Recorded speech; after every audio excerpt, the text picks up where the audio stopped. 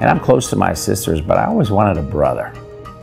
So, you know, it's kind of like I'm on an endless quest for a brother, and I'm saying that generically. You know, in the business world, you know, like we said, it's about friendships. It's not how many LinkedIn people you're networked to, because at the end of the day, business is done based on a trusted relationship.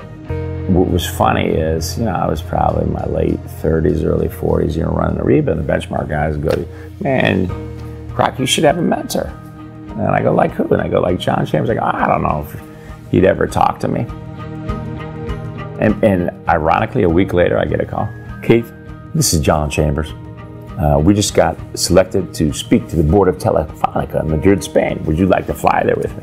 And that's how we met. We had an amazing flight over to Europe, and that was the day that Cisco became the #1 market capitalization company in the world. And then after the flight, he goes, you know what? Let's get together once a month for breakfast. And so I did that every year for 4 or 5 years. And I remember the first time coming in, he goes, Keith, you can ask me anything you want at all, you know, because the things that you can't ask the board, your executive staff, you know, your wife maybe doesn't understand. And I did. I asked him everything under the sun, and he was just a great mentor. And I remember about a year into it, I'm walking in, he goes, Keith, I know what you're thinking. I know what you're thinking. Why am I doing this? Why am I doing this? I said, you know, John, that's exactly what I was thinking. He goes, well, let me tell you why. He goes, when I came out from Boston, I didn't know shit from Shinola, and somebody did it for me, and his name was Lou Platt, and he, God bless his soul, he was the CEO of HP. And he goes, I remember I asked him, you know, why are you doing this for me? He goes, because somebody did it for me. So Keith, I don't ask anything in return. Just pay it forward and give back. And he goes, Keith, that is the magic of Silicon Valley. You know, I think he's a great example. You know, after tremendous wealth creation, it hasn't changed him a bit. He gives back, pays it forward, you know. And also, you know, another thing, and I tell this to my sons, what it made me realize is that the best leadership model is the hybrid model. In other words, take something from everybody.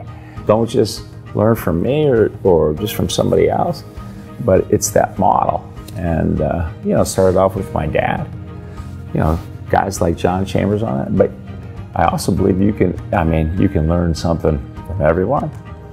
The people to learn best from, I think, are the practitioners who get bloodied in the ring. But, you know, he really opened my eyes to that.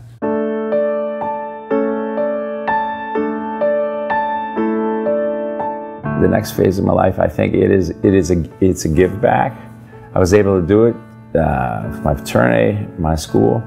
You know, maybe it'd be great to give back to the United States. It gave so much for me and help bridge the gap between Silicon Valley and Washington. I think it really needs. I think there's a great opportunity. To be a great chairman, it is service to the CEO. And, you know, the way I look at it, DocuSign is going to be such a big part of, you know, my legacy. And I think the biggest thing behind that is Dan Springer, who we put in as our new CEO. I've always told him I go, look, I'll go where I'm asked. You know, if you don't ask me, I'm not. Yeah, in other words,